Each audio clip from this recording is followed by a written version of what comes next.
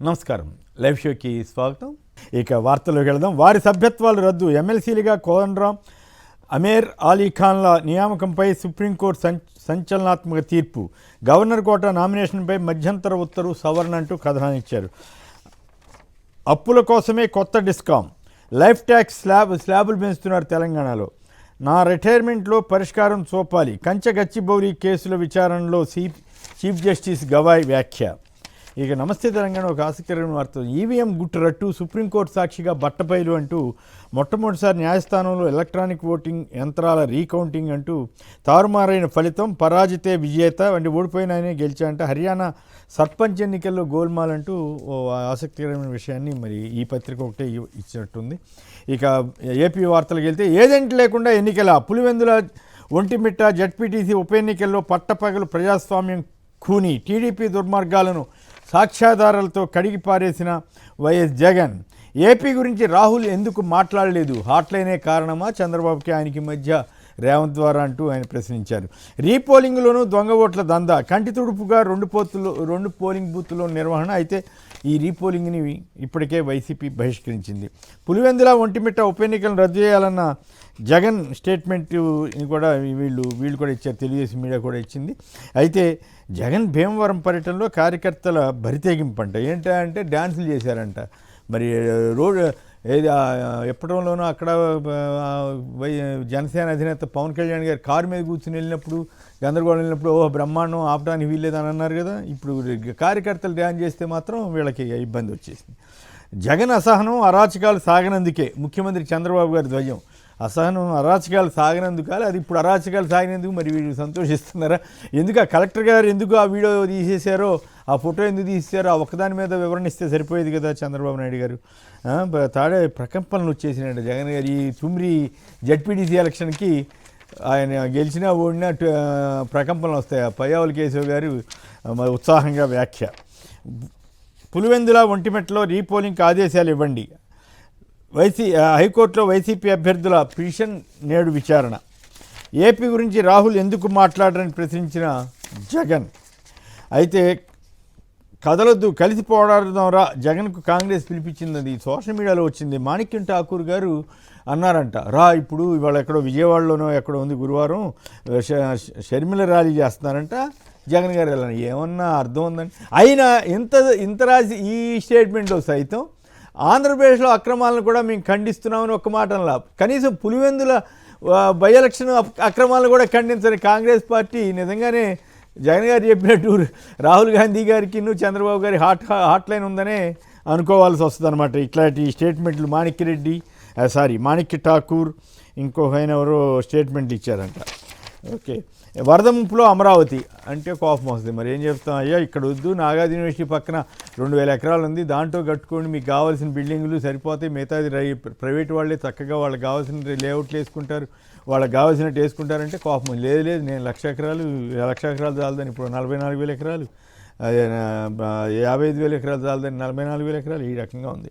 వణికించిన వాన అత్యధికంగా చుండూరులో 27 సెంటీమీటర్లు, చేబ్రోల్లో 23 సెంటీమీటర్లు అంట. గుంటూరు విజయవాడలో రోడ్లపై 2 నుంచి 3 అడుగుల ఎత్తు వరద నీరు. కాజా ఇబ్రహీంపట్నం వద్ద జాతీయ రహదారులపై ప్రవాహం.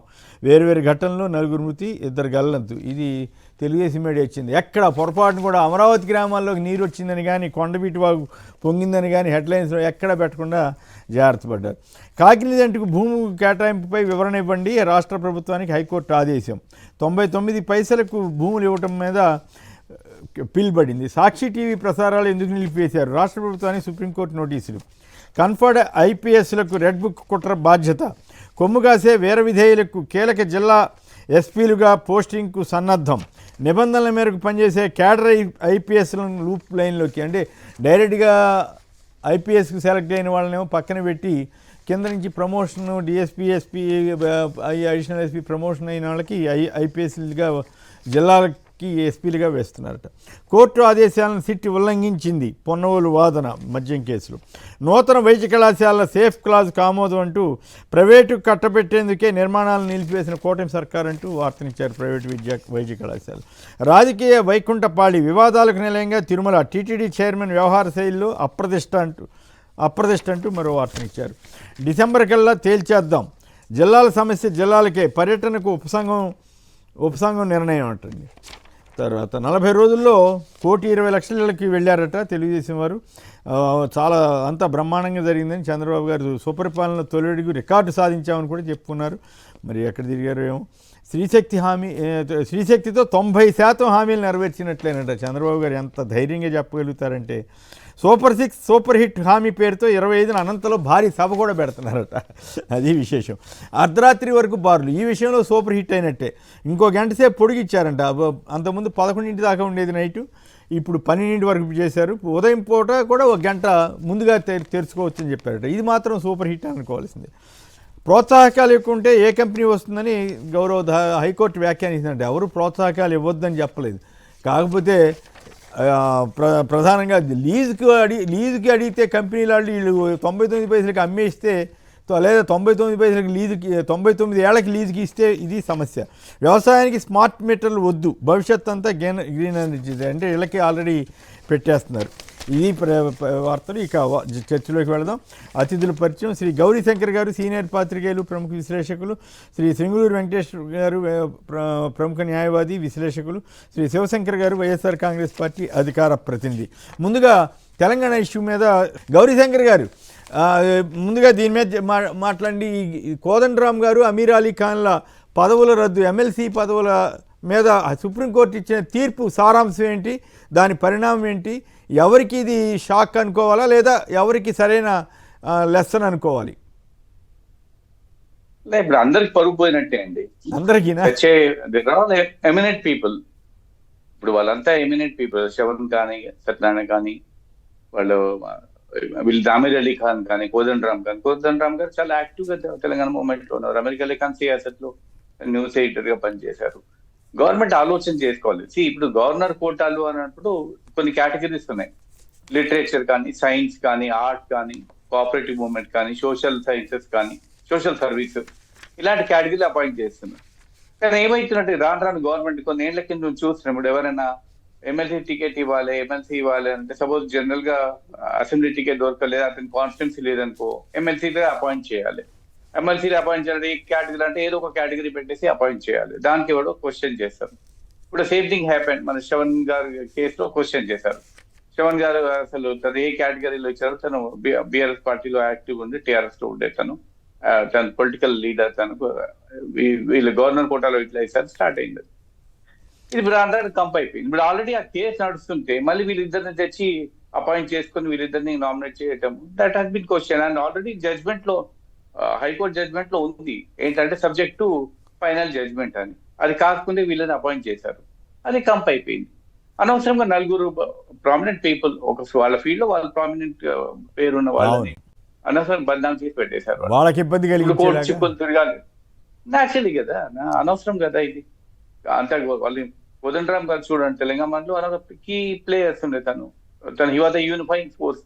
అన్ని పొలిటికల్ పార్టీస్, బీఆర్ఎస్ పార్టీ కాకుండా తనని పెట్టేసి కండక్ట్ చేశారు మూవ్మెంట్ లో. అప్పుడు నామినేట్ చేసేటప్పుడు కొంచెం ఆలోచన చేసుకోవాలి ఎట్లా కేటగిరీ చేయాలి. ఇప్పుడు ఇది ఇక్కడ కాదు, అది ఏళ్ళ నుంచి జరుగుతా ఉంది ఇవన్నీ. కోర్టుకి ఎక్కినారు కాబట్టి బయటకు వచ్చింది. ఈవెన్ రాజ్యసభలో కూడా అదే జరుగుతా ఉంది. ఇప్పుడు మనకి టికెట్ ఇవ్వలేదు అనుకోండి, ఎవరికి అన్ని నామినేట్ చేసి నీకు ఎమ్మెల్సీ టికెట్ ఇస్తాము అంటారు. అతను MLC there are certain MLC అంటే దర్ ఎల్డర్స్ హౌస్, మన ప్రామినెంట్ పీపుల్. ఒక ఫీల్డ్ ఆఫ్ జర్నలిజం కానీ, ఫీల్డ్ ఆఫ్ జర్నలిజం లేదనుకోండి, ఫీల్డ్ ఆఫ్ మనకు సోషల్ సైన్సెస్ అంటారు, మనకు లిటరేచర్ అనుకో, సైన్స్ ఉంది, ఎక్స్పర్ట్ ఫైనాన్షియల్ ఎక్స్పర్ట్స్ ఉన్నారు, అలాంటి వాళ్ళు అపాయింట్ చేయాలి. కానీ ఇప్పుడు ఇప్పుడు మొత్తం పోయింది, పరిస్థితి మారిపోయింది. ఆయనకు అసెంబ్లీ టికెట్ లేదు, అసెంబ్లీ టికెట్ దొరకలేదు అంటే నామినేటెడ్ పోస్ట్. భార్యకు టికెట్ ఇచ్చినంటే భర్తకి ఏం చేయాలంటే అసెంబ్లీ నామినేటెడ్ అంటే ఎమ్మెల్సీ ఇవ్వాలి. ఇలాగే జరుగుతుంది, ప్రతి స్టేట్ లో ఇదే జరుగుతుంది. ఐ థింక్ అనవసరంగా మంచి ఉన్న వ్యక్తులు, మంచి పేరున్న వ్యక్తులను నేను కంపు చేసి పెట్టారు. ఇప్పుడు కోర్ట్ షీట్ లో బయట వచ్చేసి వాళ్ళు ఉన్న తీసేస్తారు. ఇప్పుడు మళ్ళీ రేపు మళ్ళీ నామినేషన్ అవుతుందా కాదా అని చెప్పలేదు. మళ్ళీ అంటే ఇప్పుడు మరి ఏం పరిణామ క్రమం జరుగుతుంది? ఇప్పుడు రేవంత్ ప్రభుత్వం మళ్ళీ వీళ్ళిద్దరిని నామినేట్ చేసుకోవచ్చు అనుకుంటా కదా? నామినేట్ చేశారంటే మళ్ళీ క్యాటగిరీ మళ్ళీ ఎవరైనా పోతారా కోర్టుకి, అది what basis they are being nominated. ఇప్పుడు వీళ్ళిద్దరి వరకు అపార్ట్ ఫ్రమ్ మూమెంట్ ఇష్యూ, ఒక ఆయనేమో ప్రొఫెసర్, ఇంకో ఆయనేమో సీనియర్ ఎడిటర్ కదా, అలా న్యూస్ ఎడిటర్ గా ఉన్నారు. కానీ జర్నలిజం లేదు మా దాంట్లో. నేను ఈ గవర్నర్ కోటాలు ఏంటంటే లిటరేచర్ అని ఉంది, లిటరేచర్, సైన్స్, ఆర్ట్. అంటే లిటరేచర్ లో జర్నలిజం రాదా? మనం కూడా బోల్డ్ వ్యాసాలు రాస్తుంటాం కదా. Prove it. ఇప్పుడు మీరు నేను అంటే ఫీల్డ్ లో ఉన్నాము, జర్నలిస్ట్ గా ఉన్నారు, ఆర్టికల్స్ రాసే అని ఉంది. కానీ కొంతమంది లేరు కదా అలాగా, కోటాలు వేరే వాళ్ళకి కూడా ఇస్తున్నారు. వాళ్ళకి అడ్మినిస్ట్రేటివ్ సైడ్ లో ఉన్నారు చాలా మటుకు. They are not full time journalist లేరు అలాగే. వాళ్ళని ఏదో కేటగిరీ ఫిక్స్ చేసేటప్పుడు ఈ కంప్ అయిపోతుంది. ఇది ప్రతి ఆల్ ఓవర్ ఇండియా ఇదే ప్రాబ్లం ఉందండి.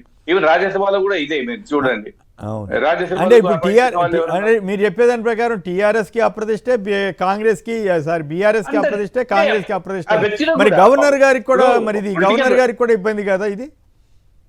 పొలిటికల్ పార్టీస్ వదిలేండి, పొలిటికల్ పార్టీస్ వాళ్ళు నామినేట్ చేసి మేమేం చేసాం, నామినేట్ చేశాను, వాళ్ళు కోర్టు కొట్టేశారంటారు. బట్ పర్సన్స్ కి ఇన్కన్వీనియన్స్. కానీ తప్పు కాదు, పర్సన్స్ ఏముంది, వాళ్ళు నామినేట్ చేస్తారంటే ఓకే అని ఉంటారు. కానీ చేసిన వాళ్ళకి కూడా తప్పే అవుతుంది కదా, గవర్నర్ గారికి తప్పు అవుదా? కాదు, ఇప్పుడు మనకు ఈ టెక్నికల్ ఇష్యూస్ లో వెళ్ళేసరికి ఇప్పుడు కోదండరామ్ గారు ఉన్నారు, one of the key persons Telangana movement లో ఉన్నాడు. అనవసరమైన ఒక ఎమ్మెల్సీ టికెట్ కోసం లేకపోతే రాజ్యసభ చేయవచ్చు, ఏదో వేరే ఏదైనా పెట్టుకోవచ్చు. కానీ ఇది కంప్ అయిపోయింది కదా అనవసరంగా. ఆయన ఏ పార్టీలో బీఆర్ఎస్ వాళ్ళు చేయలేకపోయినారు, ఈ చేసిన కాంగ్రెస్ పార్టీలో ఇప్పుడు కంప్ అయిపోయింది. కాబట్టి ఐ థింక్ గవర్నమెంట్ కూడా ఆలోచన చేసుకోవాలి.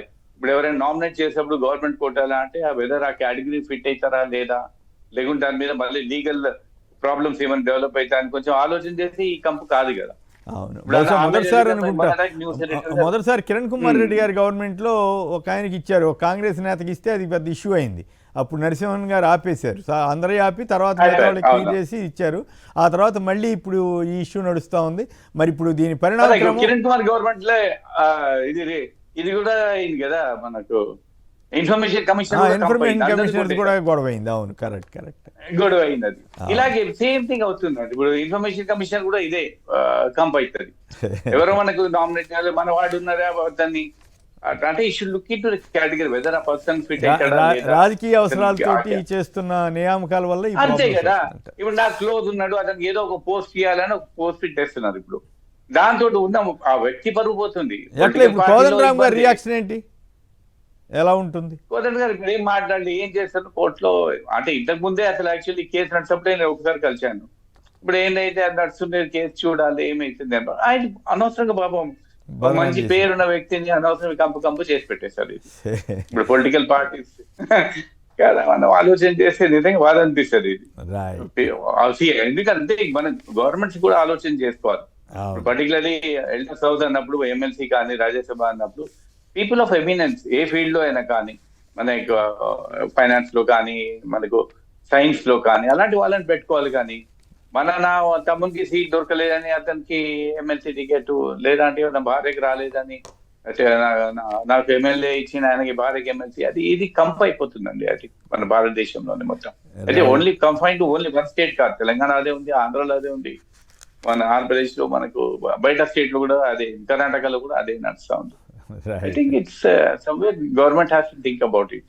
రైట్, థ్యాంక్ యూ గౌరీశంకర్ గారు, మీ విలువైన అభిప్రాయం తెలియజేసినందుకు. ఇక మరో అంశంలోకి వెళదాం.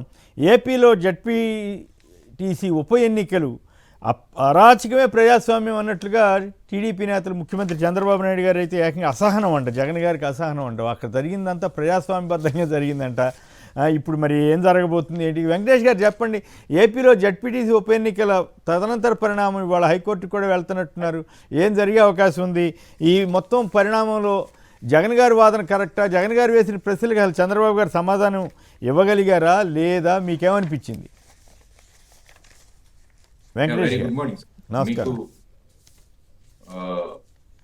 ప్యానల్లో ఉన్నటువంటి వారికి వెరీ గుడ్ మార్నింగ్ అండి.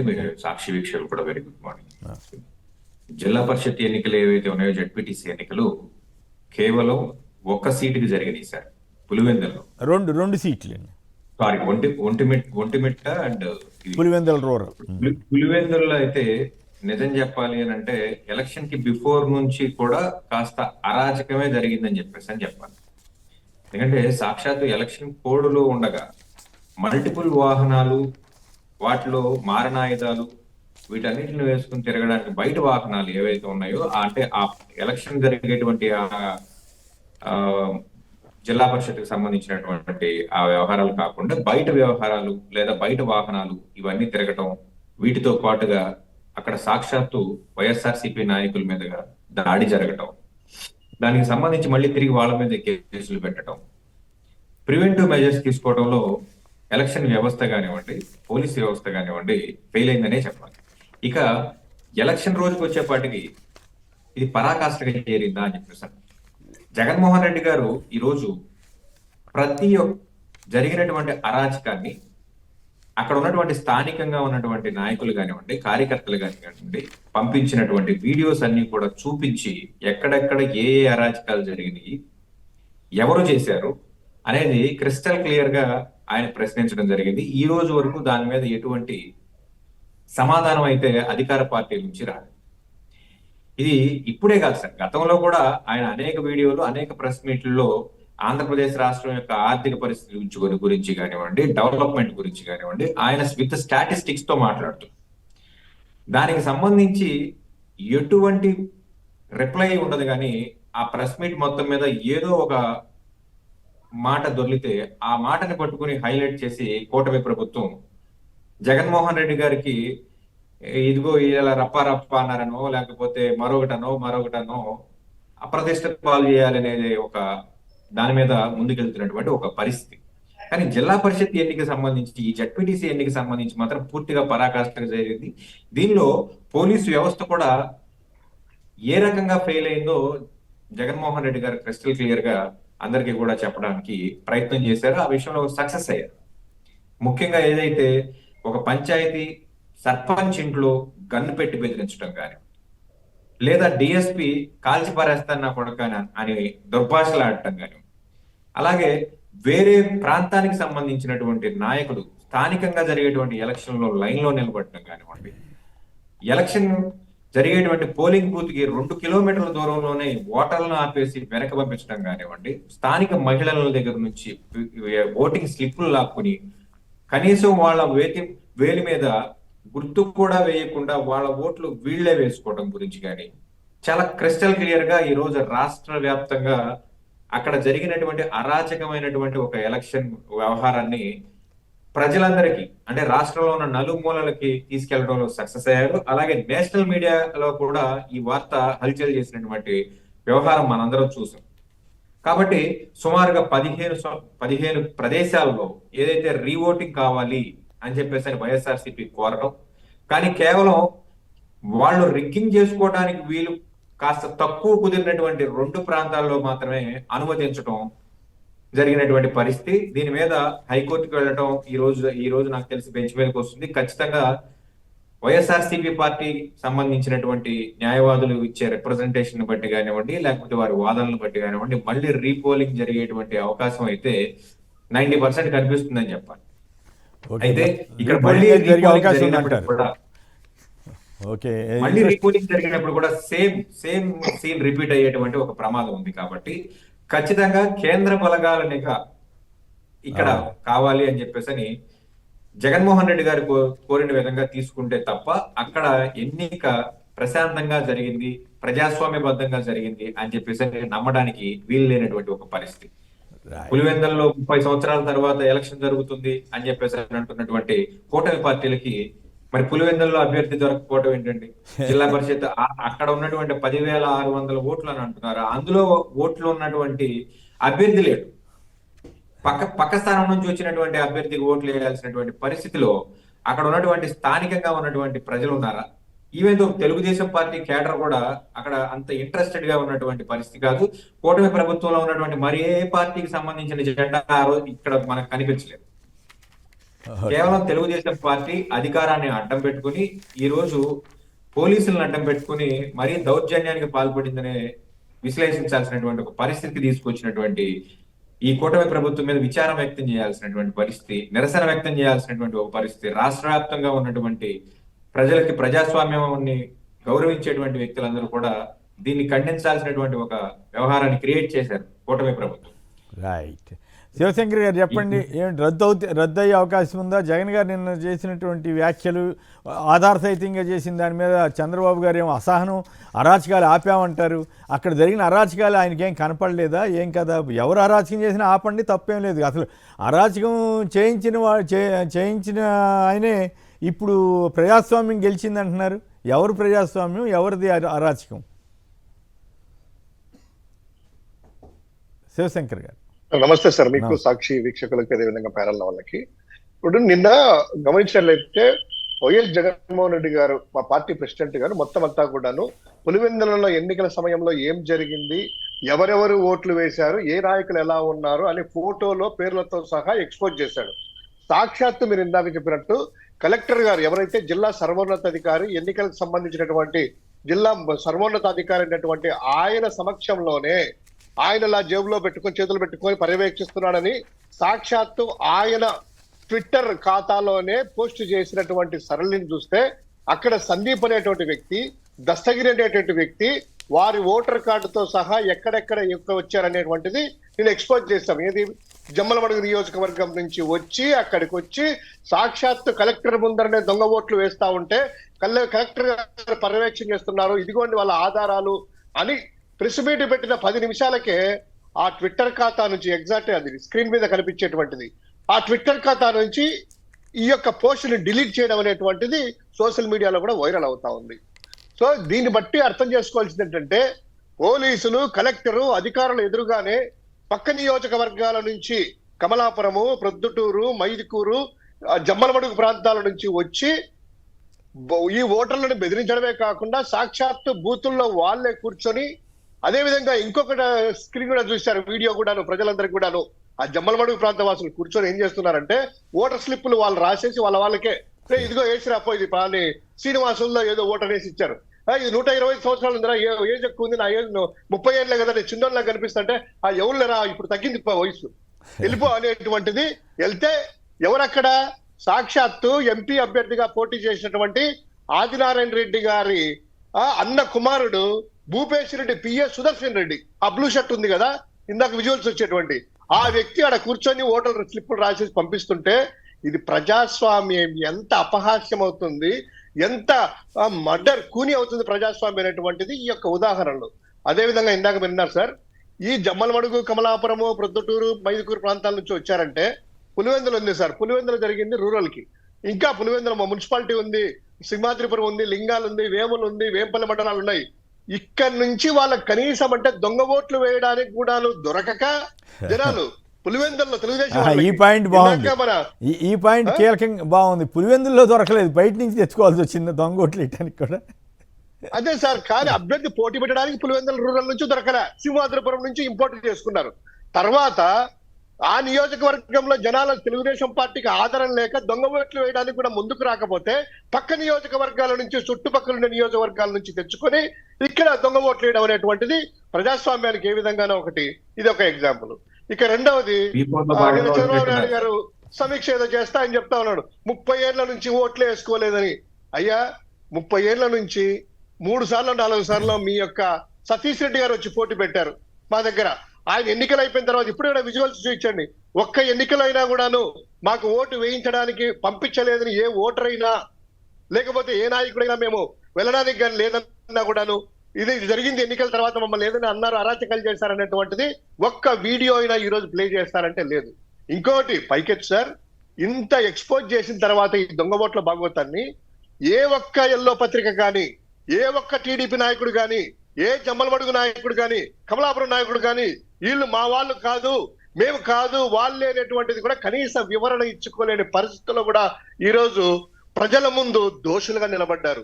ఇక మాట మార్చడానికి చిక్కుకోకుండా విజువల్ తో సహా, పేర్లతో సహా దొరికారు కాబట్టి ఈ రోజు ప్రజాస్వామ్యం అనేటువంటిది పట్ట పగలు దుశ్శాసన సభలో, దుర్యోధన సభలో ఏ విధంగా ద్రౌపదికి జరిగిందో ఆ విధంగా ప్రజాస్వామ్యం ఈ రోజు బట్టలు అనేటువంటిది చీరలు లాగడానికి ఈ యొక్క దుర్యోధన దుశ్శాసనాదులు చేసినటువంటి ప్రహసనం లాగా మనం చూడాల్సింది వస్తుంది.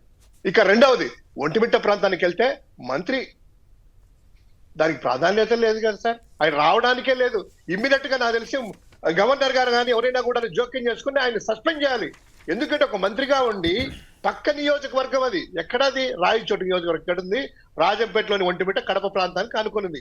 ఆయనకు సంబంధించిందే కాదు, రావడమైనా కూడా వచ్చి పర్యవేక్షణ కాదు, బూతుల్లోకి వెళ్ళడం ఇక్కడ సార్ ఎక్కడ ప్రజాస్వామ్యం? ఈ రోజు హైకోర్టు వారికి కూడా మాకు అప్పీల్ చేస్తా ఉన్నాం. హైకోర్టు వారికి ఈ రోజు నాకు తెలిసి రిజిస్టర్ అవుతుంది, కేసు వస్తుంది, ప్రజాస్వామ్యం బతుకుతుంటాం. మేము న్యాయ పోరాటం ఏ విధంగా చేస్తాం, న్యాయ పోరాటం అనేటువంటిది ఖచ్చితంగా చేస్తాము. అదేవిధంగా పోలీసులు కూడా ఎవరెవరు ఏ విధంగా చేస్తారనేది కూడా నిన్న ప్రెస్ మీట్లతో మా జగన్మోహన్ రెడ్డి గారు, మా అధ్యక్షుల వారు మొత్తం దేశానికి, రాష్ట్రానికి అంతా కూడా ఇంగ్లీష్ ఛానళ్ళకి అదే విధంగా తెలుగు ఛానళ్ళకి కూడా ఇచ్చేసేసి సోషల్ మీడియాలో కూడా ప్రతి ఒక్క ఇంటికి చేరుతా ఉంది. ప్రజాస్వామ్యవాదులందరూ కూడాను ఇలా ఎన్నిక జరగడానికంటే రాజ్యాంగాల అమెండ్మెంట్ తీసుకొని ఒక రెడ్ బుక్ రాజ్యాంగం ద్వారా వాళ్ళే ఎన్నికైనట్టు ప్రకటించుకుంటే పోతుంది కదా అనేటువంటి ఆలోచనలైనా కూడా వాళ్ళు చేస్తారేమో అనేటువంటి భయాందోళనలో ప్రజలంతా ఉన్నారు. నిన్న జగన్ గారు అడిగిన ప్రశ్నలకి ఒక్కదానికైనా సమాధానం చెప్పారా? ఏజెంట్లు రానివ్వలేదు, వేరే వాళ్ళని ఓట్లు వేయించారు, కలెక్టర్ గారు దగ్గర ఉండగానే దొంగ ఓట్లు పడ్డాయి. వీటిలో ఒక్కదానికైనా చంద్రబాబు గారు ఆన్సర్ చేసి ఉంటే జగన్ గారి అసహనమో లేకపోతే ఇంకోటి చెప్పొచ్చు. అదే టైంలో కుప్పంలో కొన్ని వేల ఓట్లు దొంగ ఓట్లుని అప్పుడు చనిపోయాడు ఆయన చంద్రమౌళి గారు, రిటైర్డ్ ఐఏఎస్ ఆఫీసర్. ఆయన అనేక సార్లు చెప్పేవాడు, వేల కోటి కర్ణాటక తమిళనాడు బోర్డర్ కదా, ఆ రెండు చోట్ల నుంచి వేల ఓట్లు చేర్పించేవారని చెప్పి ఆయన వాటిలో 17,000 తీయించడం నా వల్ల కాలేదండి అని ఇప్పుడు భరత్ గారి తండ్రి చెప్తుండేవాడు. వాటి గురించి ఎక్కడ మాట్లాడరు. ఓకే, ఇప్పుడు మాత్రం ఇక్కడ మాత్రం ఇంత అరాచకంగా జరిగినా కూడా చాలా ప్రజాస్వామ్యంగా జరిగిందని ఆయన కుమారుడు చెబుతున్నారు, చంద్రబాబు గారు, లోకేష్ గారు. అంటే ఇక్కడ సమాధానం చెప్పుకోవడానికి కూడా ఆస్కారం లేకుండా ఆధార సహితంగా కళ్ళ ముందర పెట్టి వాళ్ళ ఫోటోలు, వీడియోలు, ఓట్లు వేసేది, వాళ్ళ పేర్లు, ఎక్కడ నియోజకవర్గం, వాళ్ళకి ఇక్కడ ఏం పనింది అనేటువంటిది మొత్తం అంతా కూడాను ఆ టైం స్టాంప్ తో సహా తీసుకున్నటువంటి వీడియోలు క్లియర్ కట్ గా ఉన్నాయి సార్. దీనికి వాళ్ళు చెప్పుకోవడానికి లేదు. అందుకనే ఏదో బుల్డోజ్ చేసుకుంటా లేదు ప్రజాస్వామ్యం ఇక్కడ. ఇంకా ఆ ఎల్లో ఛానల్ అంటే మీకు కూడాను జుగుప్సంగా ఉంటదేమో చెప్తే కనుక, ఆ ఎల్లో మీడియాలు చూస్తే ఒక్కొక్కరు వచ్చేసి ప్రజాస్వామ్యం బతికింది 30 ఏళ్ల తర్వాత ప్రజలు స్వచ్ఛందంగా ఓట్లు వేసుకున్నారంట. ప్రజలందరూ వచ్చేసి మా చేతికి సిరాబడలేదు, మా ఓట్లు వేసుకున్నారట, మమ్మల్ని ఓటుకు రానిలేదని మహిళలు మూకుమ్మడిగా వచ్చేసేసి వాళ్ళ ఎల్లో ఛానళ్ళ ముందర కూడాను ఏళ్లు పెట్టి చూపిస్తూ మా ఇంటికి సిరా కూడా నా చేతికి పడలేదు, నా ఓటు ఏమైంది, మమ్మల్ని పంపించట్లేదు, సాక్షాత్తు జెడ్పీటీసీ పోటీ చేసినటువంటి అభ్యర్థి ఇంటి ముందరనే బలగాలు ఉన్నాయి, అతనికే ఓటు వేసుకోలేదు. ఇదేం ప్రజాస్వామ్యం అంటే కనుక అదిగో చూడండి విజువల్స్ లో కూడాను ఆ ఓటు ఎక్కడికి అయిందంటే దీనికి సంబంధించిన ఈ పేర్లు తీసుకొని అదే కలెక్టర్, అదే డిఐజీ గారు తిరుగుతున్నారు కదా, ఏం పేరమ్మా మీ పేరు, ఎక్కడుంది ఓటు, రండి మేము తీసుకెళ్తామని ఏ ఒక్కరు వెళ్ళలేదే. మధ్యాహ్నం నుంచి వాళ్ళు ఆందోళన చేస్తున్నారు. ఉప ఎన్నికలు కూడా జరిగి బైపోలింగ్ కూడా జరిగింది కదా, మళ్ళా రీపోలింగ్ లో కూడా వాళ్ళు కూడా ఆ ప్రాంత వాసులు కూడా ఉన్నారు కదా, వెళ్ళి రండమ్మా ఇదిగోండి మేము తీసుకెళ్తున్నాం ఈ ఓటర్లని, ఇదిగోండి అనేటువంటి ప్రజాస్వామ్యాన్ని కాపాడాలనేటువంటి తపన ఉంటే ఆ అధికారులైనా కూడా ఎటు నాయకులకు లేదు, అధికారులైనా తీసుకెళ్ళాలి కదా, ఒక్కరికి కూడాను లేదు. ఇదేంటి సార్, ఇదేం ప్రజాస్వామ్యం?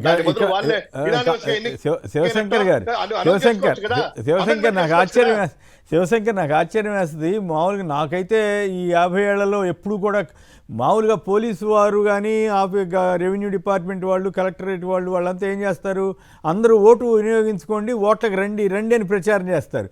కానీ చిత్రంగా పులివెందుల బై ఎలక్షన్లో మా ఓటు మమ్మల్ని వేసుకొని ఉండని పోలీస్ ఆఫీసర్ల కాళ్ళు పట్టుకోవాల్సి వస్తుంది. ఎందుకంటే దౌర్భాగ్యమైన పరిస్థితి. దాని మీద సమాధానం చెప్పగలిగి ఉంటే ముఖ్యమంత్రి గారు ఓకే బాగానే చెప్పారులే అనుకోవచ్చు.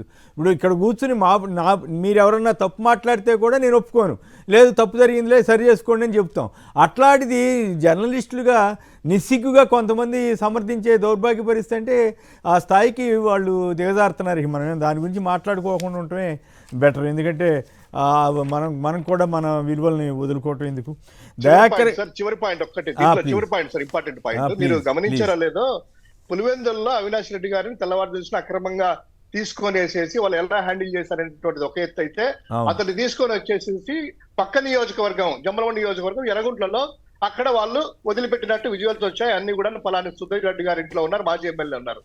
రాత్రి సార్ విచిత్రంగా ఏంటంటే సిఐ వచ్చేసేసి సుధీర్ రెడ్డి గారిని అరెస్ట్ చేశారు. ఎందుకు అరెస్ట్ చేశారు అంటే పోలీసు కస్టడీలో ఉన్నటువంటి అవినాష్ రెడ్డి గారిని తప్పించి ఆయన పులివెందులకు పంపించాడట. కస్టడీ అక్కడ అందరూ చూస్తుండగానే జరిగింది కదా, వాళ్ళు అడిగారు, అడిగితే సమాధానం లేక వదిలేశారు.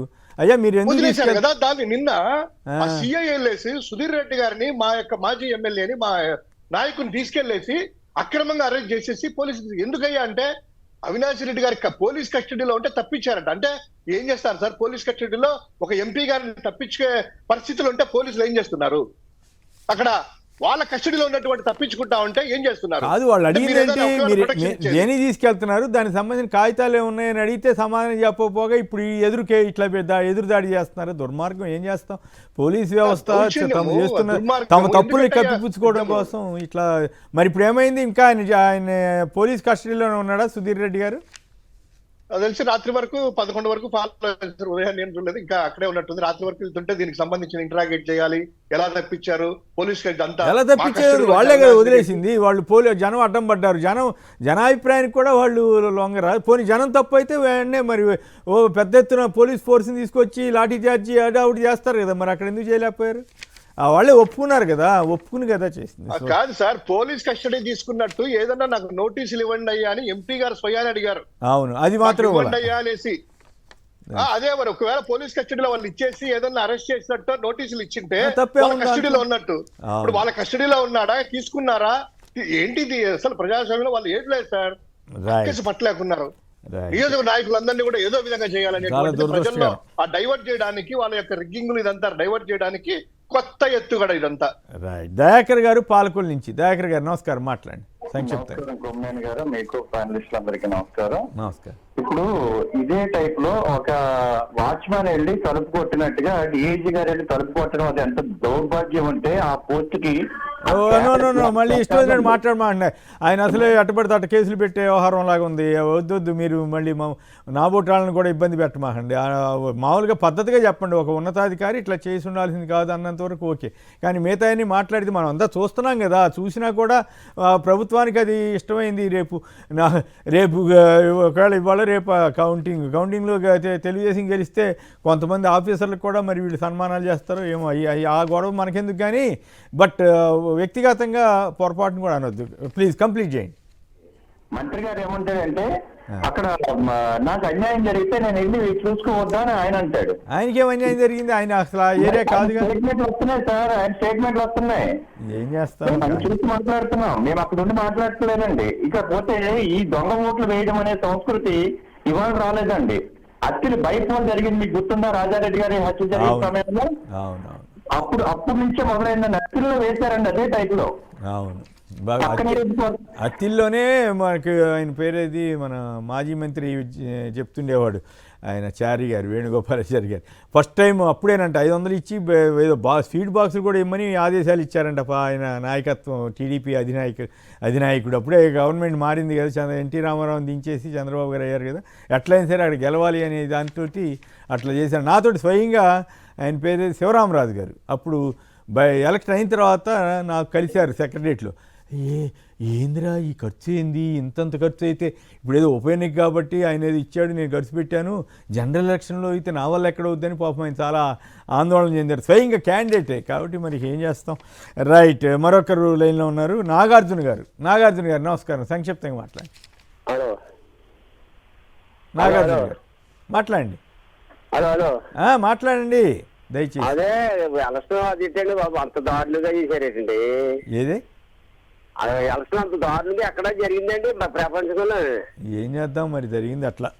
అలా కాదండి బాబు, అలా ఇప్పుడు 30 సంవత్సరాల బట్టి చేస్తున్నారండి. అది ఇప్పుడన్నా ఈ రిమార్క్ ఎప్పుడన్నా వచ్చిందండి అక్కడ. ఓకే రైట్, మీరు ఏం చెబుతున్నారు అర్థం కావట్లేదు. ఏదేమైనా ఎలక్షన్ ప్రజాస్వామ్యబద్ధంగా జరిగితే బాగుండేది. అప్పుడు నిజానికి ఏమైనా లోటుపాట్లు ఉంటే కూడా సర్దుకునే అవకాశం ఉండేది తెలుగుదేశం కూటమికి. Hello right. చంద్రబాబు రాహుల్ గాంధీల బంధం గుట్టుని మన జగన్ గారు విప్పేసినట్లేనా, ఏం జరిగింది, రట్టు చేసినట్లేనా, దాని మీద కాంగ్రెస్ పార్టీ రియాక్షన్ కూడా ఇప్పటికి కూడా కాంగ్రెస్ వాళ్ళు ఎక్కడ చంద్రబాబు గారిని విమర్శించకుండా జాగ్రత్త పడుతున్నారా? వెంకటేష్ గారు చెప్పండి, నిజంగానే రాహుల్ గాంధీ గారు ఏపీ ఇష్యూ ఎందుకు మాట్లాడలేదు? 50 లక్షల ఓట్లు అదనంగా లెక్కేశారని చెప్పి ADR association for democratic reform సంస్థే చెప్పింది కదా. దాని గురించి ఎందుకు రాహుల్ గాంధీ గారు ప్రస్తావించట్లేదు? మొన్న 2 రోజుల క్రితం ఇండియన్ ఎక్స్ప్రెస్లో ఒక వార్త వచ్చింది. ఒడిశాలో సైతం ఈ అక్రమాలు జరిగాయని చెప్పి బిజు జనతాదళ్ వాళ్ళు, అంటే అంతవరకు అధికారంలో ఉన్న వాళ్ళు కోర్టుకు వెళ్తున్నారట. మరి అయినా ఒడిశా గురించి మాట్లాడలేదు, ఆంధ్రప్రదేశ్ గురించి మాట్లాడలేదు.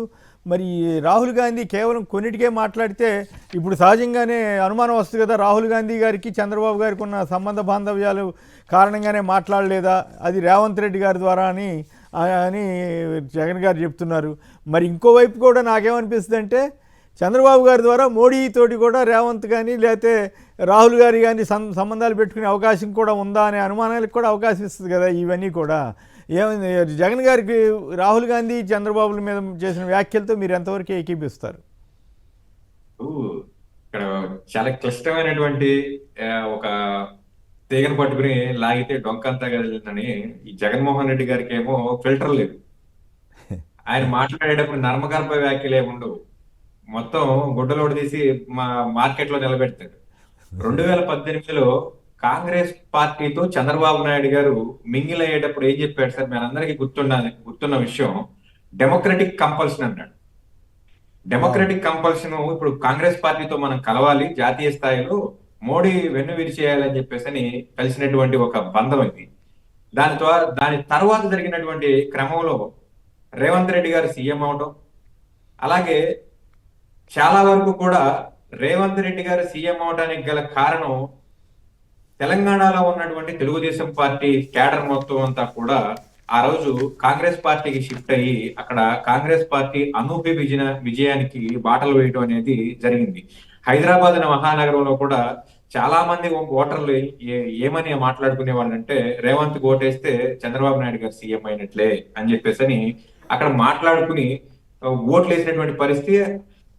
అఫ్ కోర్స్ అక్కడ హైదరాబాద్ నగరంలో అంత మెజారిటీ రాలేదు కాంగ్రెస్ పార్టీకి, కానీ రాష్ట్ర వ్యాప్తంగా తెలంగాణ రాష్ట్ర వ్యాప్తంగా కూడా రేవంత్ రెడ్డి గారు హయాంలో గెలిచి రేవంత్ రెడ్డి గారు ముఖ్యమంత్రి అవడానికి తెలుగుదేశం పార్టీ యొక్క కేడరు వాళ్ళు చేసినటువంటి కృషి అందరూ కూడా గుర్తించేటువంటి ఒక పరిస్థితి ఉంది.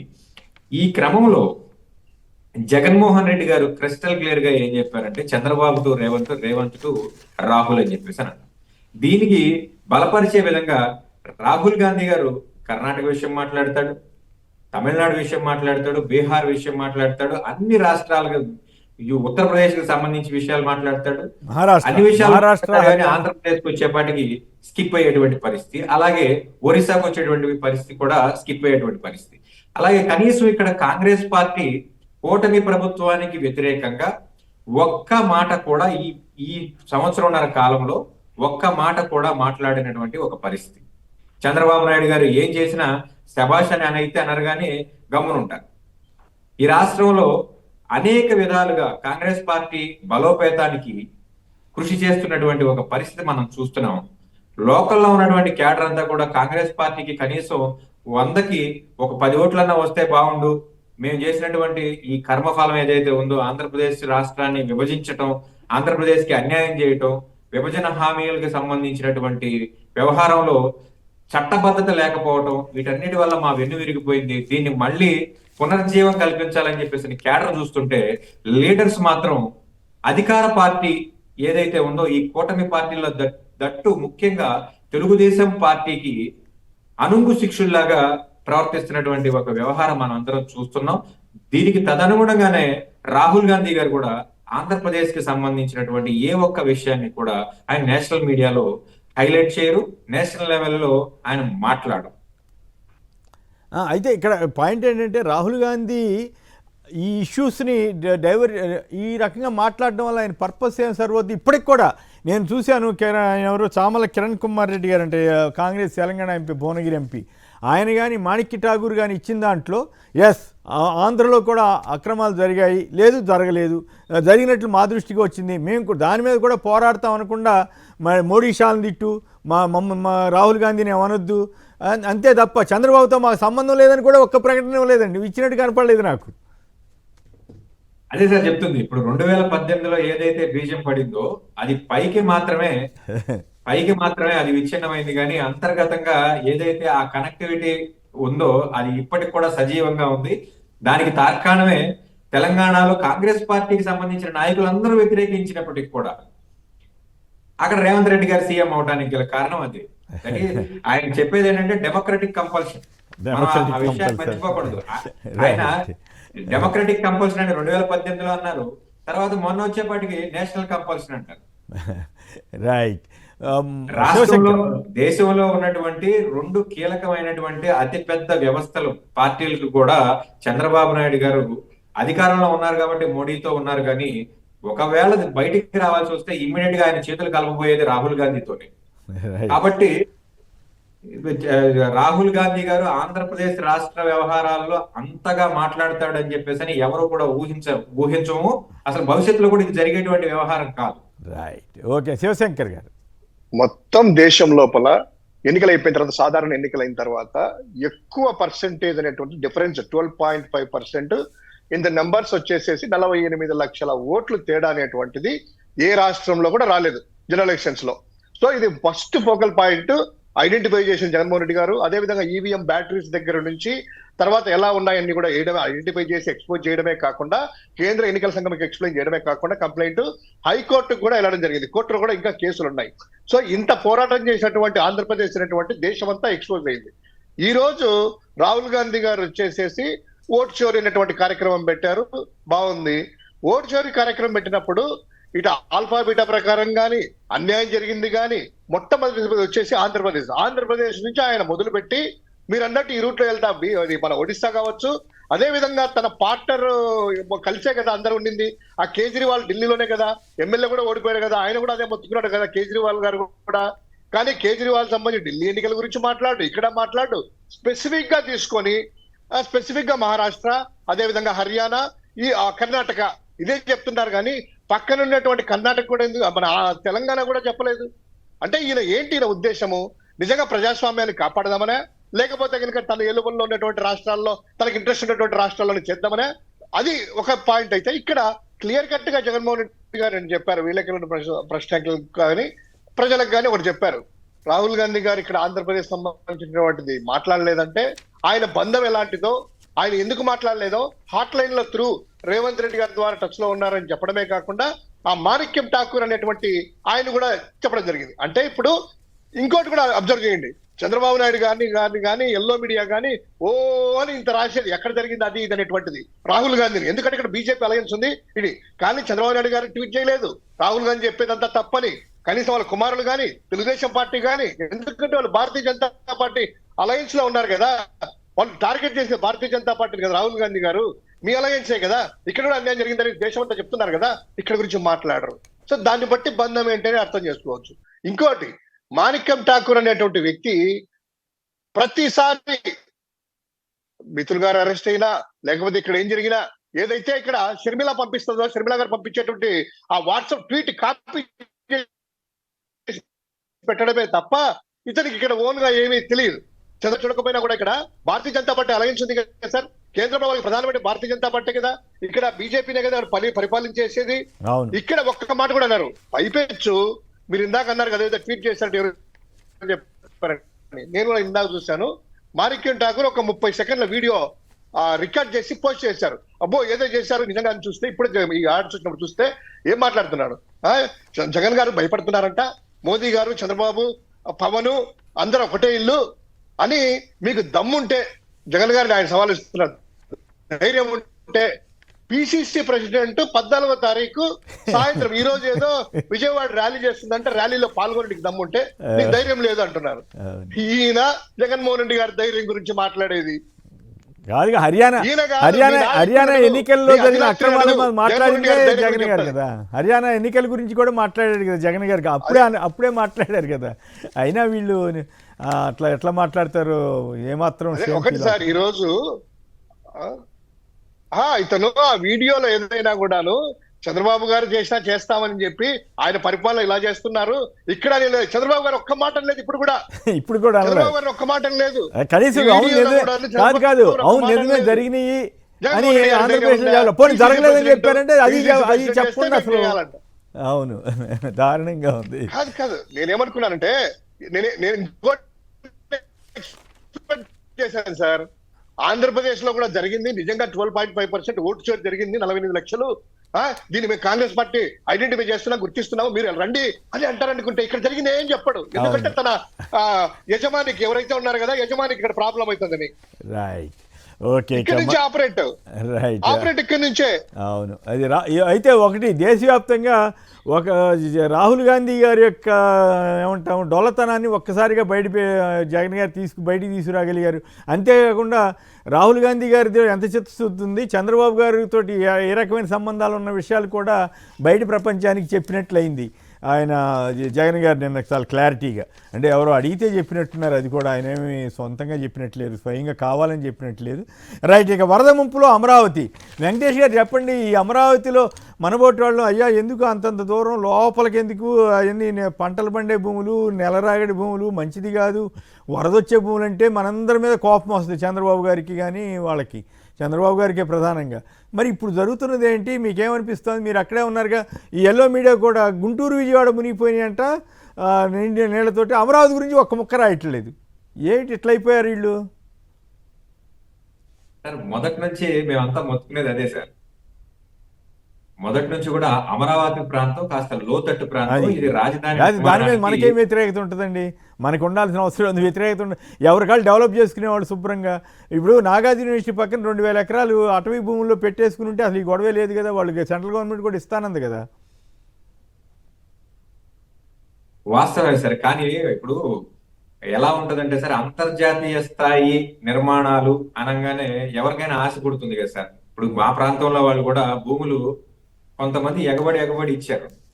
దాని యొక్క పర్యవసానం 10 ఏళ్ల తర్వాత కూడా ఈ రోజు వరకు అక్కడ వాళ్ళ పొలాలు అయితే తీసుకున్నారు, కానీ వాళ్ళకి సంబంధించిన ఫ్లాట్లలో కనీసం ఒక ఇటుక వేసి నిర్మాణం చేసుకునే పరిస్థితి కానివ్వండి, వాళ్ళకి ఇచ్చినటువంటి ఫ్లాట్లకి వాళ్ళ రోడ్డు వ్యవస్థ కానివ్వండి, లేకపోతే మరొకటి కానివ్వండి, ఎటువంటి వ్యవహారాన్ని కూడా కంప్లీట్ చేయలేనటువంటి ఒక పరిస్థితి 10 సంవత్సరాల తర్వాత మాట.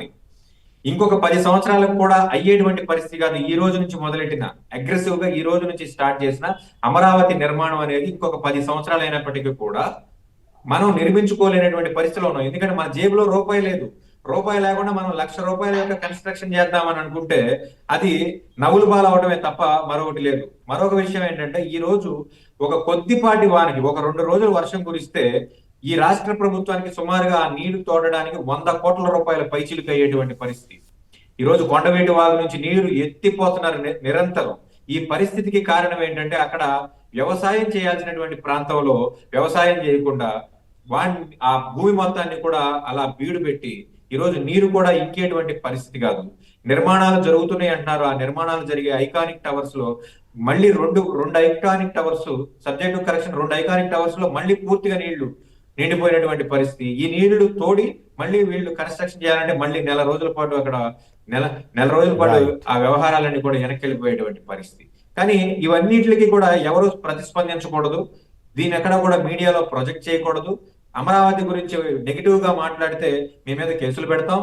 అమరావతి గురించి ఎవరైనా అయ్యా అంత లోతట్టు ప్రాంతాల్లో మనం ఎందుకు చేయాలంటే, ఈయనేమో మనం దుబాయ్ లో చేయలేదా, సింగపూర్ లో చేయలేదా, నీళ్ల మీద కట్టడాలు చేయలేదా, ఒక పక్కన శుభ్రంగా 2,000 ఎకరాలు కేంద్ర ప్రభుత్వం ఇచ్చినటువంటి పరిస్థితి. చిన్న ఎగ్జాంపుల్ చెప్తాను sir. All India medical science అమరావతిలో మా కుంచినపల్లి గ్రామానికి అలాగే ఎర్రబాలెం గ్రామానికి మధ్యలో 2 సంవత్సరాలు all India medical science hospital కట్టి ప్రభుత్వం ఈ రోజు ఆపరేషన్స్ చేస్తున్నటువంటి పరిస్థితి. మరి అదే ప్రాంతానికి సంబంధించి కాస్త లోతట్టు ప్రాంతానికి వెళ్ళి ఈ రోజు రాజధాని ప్రాంతాన్ని సెలెక్ట్ చేసుకున్న కర్మకి ఫలితంగా ఈ రోజు కూడా నీళ్లు ఎత్తిపోసుకునేటువంటి ఒక పరిస్థితికి దాపురించిందని చెప్పేసి చెప్పాలి. నిజంగానే నేను కూడా మనం చూశానండి ఈ మధ్య అక్కడ ఎయిమ్స్ ఏరియాలో కనుక అవసరమైన బిల్డింగ్లు కట్టుకున్నా బ్రహ్మాండంగా ఉండేది, సరిపోయేది. రైట్ సార్, ఇక్కడ ప్రభుత్వ పరిపాలనకి కానివ్వండి, అడ్మినిస్ట్రేషన్ కి కానివ్వండి, లేకపోతే శాసనసభకు కానివ్వండి, గవర్నర్ బంగళాలకు కానివ్వండి, హైకోర్టుకు కానివ్వండి, ఇవి ఏవైతే మెయిన్ అడ్మినిస్ట్రేటివ్ పాయింట్ ఆఫ్ వ్యూలో ప్రభుత్వానికి కావాల్సినటువంటి భూములన్నీ కూడా ఇక్కడ ప్రభుత్వం చేతిలోనే ఉన్నాయి. కేవలం రియల్ ఎస్టేట్ వ్యాపారం ఇదిగో ఢిల్లీ వాడినో, బొంబాయి వాడినో, బెంగళూరు వాడినో చూసి వాతలు పెట్టుకోవడానికి తప్ప ఈ అమరావతి నిర్మాణం ఈ రాష్ట్రానికి ఏ విధంగా కూడా శ్రేయస్కరం కాదు. ఎందుకంటే ఇక్కడ చేసేటువంటి ప్రతి డెవలప్మెంట్ కార్యక్రమం కూడా ఈ రోజు లోటు బడ్జెట్ లో ఉన్న ప్రతి రూపాయి కూడా అప్పు తీసుకొచ్చి పెట్టాల్సినటువంటి పరిస్థితి. ఈ అప్పులు కూడా ₹2 పైచీలకు వడ్డీలకు తీసుకొచ్చేటువంటి పరిస్థితి. మళ్ళీ మిగతా విషయాలు మళ్ళీ ఒకసారి మాట్లాడదాంలేండి, టైం తక్కువ ఉంది. శర్మ గారు, ఎన్టీఆర్ జిల్లా. శర్మ గారు సంక్షిప్తంగా ఒక మాటలో మాట్లాడండి మళ్ళీ. నమస్తే సార్. నమస్తే. పెద్దలకు కూడా నమస్కారం. నమస్కారం సార్, అమరావతి అనేది అది ఆకాశానికి నిచ్చెన వేసి అమరావతి రాజధాని నిర్మాణానికి మొదలుపెట్టి మొత్తం రాష్ట్రాన్ని ముంచేశారండి. ఇవాళ సేఫ్ క్లోజర్ మెడికల్ కాలేజీలు సేఫ్ క్లోజర్ ఇచ్చేశారు. అదే విధంగా పోర్టులు ప్రగతే లేదు. పోర్టులు జగన్ గారు మొదలుపెట్టిన పోర్టులు ఏమాత్రం ప్రగతి లేదు. రాష్ట్రం మొత్తం కూడా అమరావతి మునిగిపోయింది, రాష్ట్రం మునిగిపోయింది సార్. ఈ కూటమి పాలనలో అమరావతి రాష్ట్రం మునిగిపోవడం అనేది 100% ఖాయం సార్. రైట్. ఇప్పటికైనా వాళ్ళు రిలీజ్ అయ్యి ప్రాక్టికల్గా ఉంటే బెటర్, అంత తప్పితే మనకేముంది. కానీ ఫైనల్గా శివశంకర్ గారు సంక్షిప్తంగా చెప్పండి. సార్, ఏది మాట్లాడినా కూడా ప్రతి ఒక్కరు అమరావతి మీద వాస్తవాలు చెప్తే వాళ్ళు వ్యతిరేకులు అంటారు. ఈ రోజు ఒకటి, ఇక్కడ ఏదైతే మొదటి ఫేజ్ లో తీసుకున్నటువంటి భూముల్లో ఐకానిక్ టవర్ ఇదంతా కూడా ఇలా ఉంది కదా, ఇక రెండవ ఫేజ్ తీసుకుంటే 40,000 ఎకరాలు రాబడి తీసుకోవాలనుకుంటారు కదా, ఆ ప్రాంతం కూడా పూర్తిగా జలమయమైపోయి ఈ రోజు అక్కడ ఉండేటువంటి పంటలు అయితేనేమి దాదాపు 48,000 హెక్టార్లు. పెట్టుబడిదారులు ఎవరైనా ముందుకు రావాలంటే ఎలా వస్తారు సార్? పెట్టుబడి పెట్టాలన్నా, ఇక్కడ ఏదైనా కన్స్ట్రక్షన్ చేయాలన్నా, రియల్టర్ అయినా కూడా, లేదా ఎవరైనా కొనాలన్నా కూడాను ఇక్కడ రావడానికి ఏ విధంగా అవకాశాలు ఉంటాయి ఒక్కసారి మనందరం కూడా ఆలోచన చేయాలి. అయితే మీరు అన్నట్టు జగన్మోహన్ రెడ్డి గారు మనం చెప్పారు, నాగార్జున యూనివర్సిటీ సైడ్ గుంటూరు విజయవాడ ప్రాంతంలో మెట్టు ప్రాంతం ఉంది, బాగా మేలైన ప్రాంతం ఉంది. ఇక్కడ అంతా కూడా కట్టడాలకు కూడా అనుకూలమైన ప్రాంతం, ఇక్కడ కడితే సరిపోతుంది కదా ఒక 2,000 ఎకరాల్లో అనేటువంటిది. అంటే అబ్బో విజన్ అంట, 1,00,000 ఎకరాలంట, ఏది అంతా కూడాను ఒక డిజైన్ చేసుకొని ఒక వర్చువల్ గా తీసుకొని రాజధాని ఇదే అనేటువంటి చెప్పే ప్రాంతం వాళ్ళది. ఈ రోజు 5 మంది ప్రాణాలు పోవడము ఈ వరదల్లో. తర్వాత వచ్చేసి అమరావతి ప్రాంతం, నీరుకొండ ప్రాంతము, కొండవీగు ప్రాంతం అంతా కూడాను వాళ్ళు ముందే రైతులంతా మొత్తుకొని చెప్తున్నారు, అయ్యా దీనికి గండిపడే ప్రమాదం ఉంది అని చెప్పి. కానీ లెక్కలేదు. మనమంతా పులివెందుల ఎలక్షన్ మీద పడతాం, పులివెందుల్లో ఏ విధంగా చేద్దాం, లేదా రాష్ట్రం అరాచకం ఏ విధంగా చేద్దాం, ఏ విధంగా దోచుకుందాం అనేటువంటి ఆలోచనే. కానీ ఇక్కడ ఏదైనా కూడా చిత్తశుద్ధితో ఆలోచన చేస్తే సొల్యూషన్ అనేటువంటిది ఉంటది. ఈ రోజు ఈ ప్రాంతం అంతా కూడా ఐకానిక్ టవర్ అయితేనేమి, ఎస్ఆర్ఎం యూనివర్సిటీ అయితేనేమి, తర్వాత రాజధాని ఆ ప్రాంతం ఏమంటారు సచివాలయానికి వెళ్ళే ఉద్యోగులు కూడా సార్ ఉద్యోగాలు చేసుకుని వెళ్ళలేక నిన్న అంతా కూడా చాలా మంది డ్రాప్ కావడము, ఆ యొక్క బైకులు మునిగిపోవడము, కార్లు పోకపోవడము, ఎంత దుర్మార్గమైనటువంటి పరిస్థితుల్లో, దౌర్భాగ్యం ఉన్న పరిస్థితుల్లో ఉన్నామంటే రాజధాని ఆ సచివాలయం వెళ్ళే ఉద్యోగులు వెళ్ళలేని పరిస్థితి అది. ఆ విధంగా ఉంది ఈరోజు రాజధాని యొక్క అమరావతి ప్రాంతము. రైట్. ఓకే. గౌరీ శంకర్ గారు, సింగళూరు వెంకటేష్ గారు, శివశంకర్ గారు అందరూ కూడా ధన్యవాదాలు. ఇది నేటి చర్చా కార్యక్రమం. నమస్కారం.